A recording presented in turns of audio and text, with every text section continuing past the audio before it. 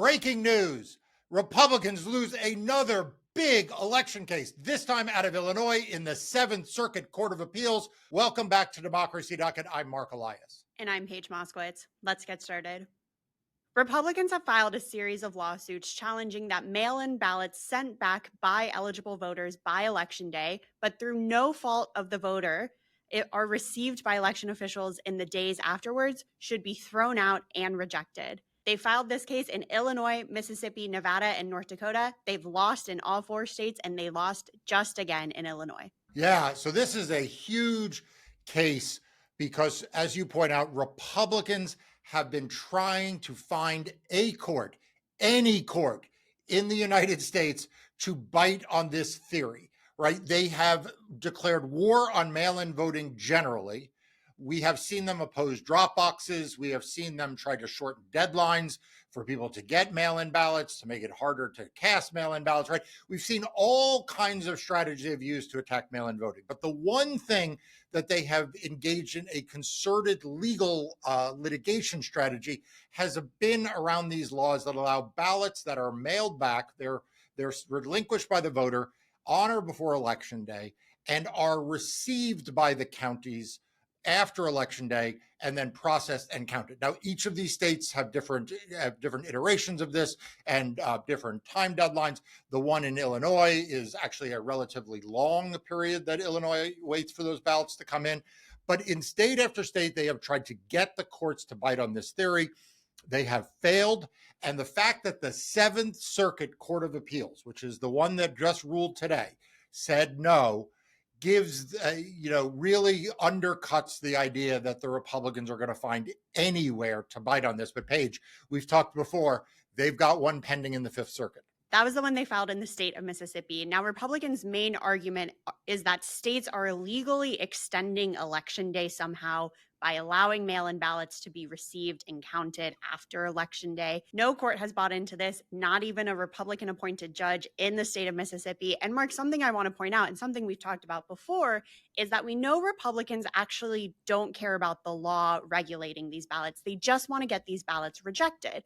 We know that because in Mississippi, after they filed this lawsuit, lawmakers offered to change the law to fit Republicans' definition of what they wanted, to say that mail-in ballots received after Election Day should be rejected. And Republicans said, no, don't do that. We want this lawsuit to move forward as is. Yeah, and it's interesting because look at the two states we were talking about. Mississippi, a solidly Republican state.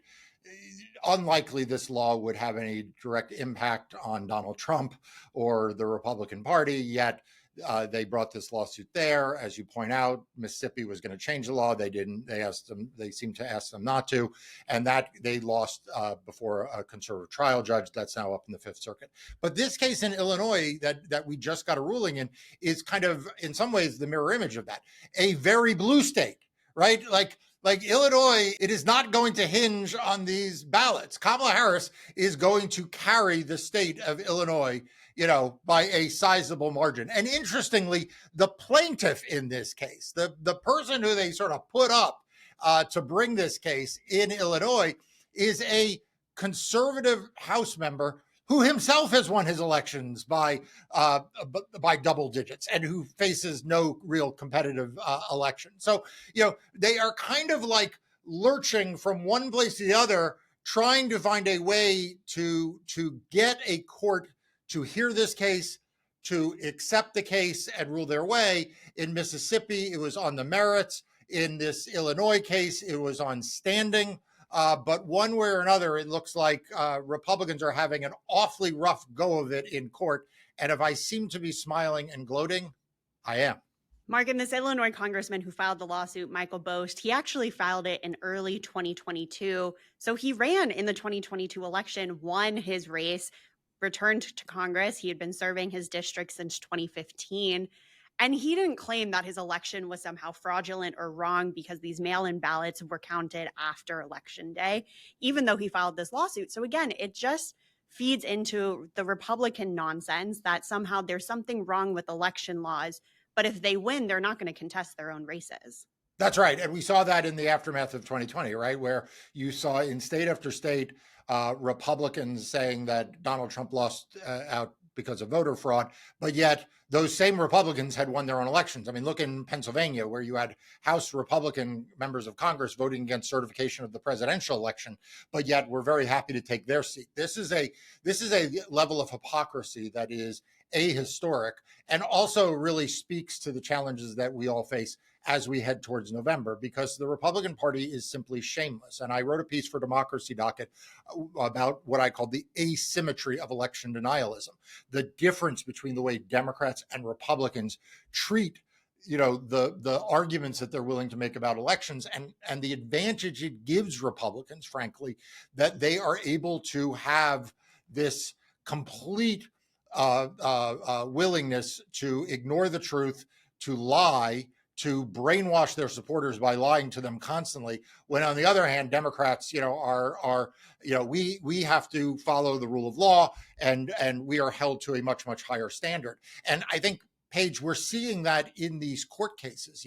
Democracy Docket tracks these cases. If you subscribe to the daily and weekly newsletters, you know this because there is now a scoreboard that comes out in those. And I hope everyone does subscribe. If you don't already, there's a link in the show notes below. But you can see the conservatives, the anti-voting forces are losing. They are losing these cases. But yet they just have to win one, Page. They just have to find the one place that will give them an inkling of a hope, and then they exploit that for their own partisan gains. Right, Mark, exactly. We'll continue to track these cases. Like we said, today's decision from Illinois was in the Seventh Circuit. The Republicans have lost their lawsuit both in federal court and state court over the same thing in Nevada. They have appealed their federal case to the Ninth Circuit. They've appealed their Mississippi case to the Fifth Circuit. Now, interestingly, they lost their case at the trial court in North Dakota, but they did not appeal the decision there. Right. And we know because we are continuing to wait for the U.S. Supreme Court to decide yet a different case out of Arizona that is very, very important, that they brought when they lost that Arizona case in the Ninth Circuit. They brought it to the U.S. Supreme Court. It will be interesting to see whether in this Seventh Circuit case now they seek to bring this one to the U.S. Supreme Court, or, as many of us have expected, they wait for the Fifth Circuit case, the one out of Mississippi that is now before the very conservative Fifth Circuit, and think that may be a better vehicle. But whether it is the Nevada Ninth Circuit case, there's also a Nevada State Supreme Court case where they're seeking review, where they lost in a state court.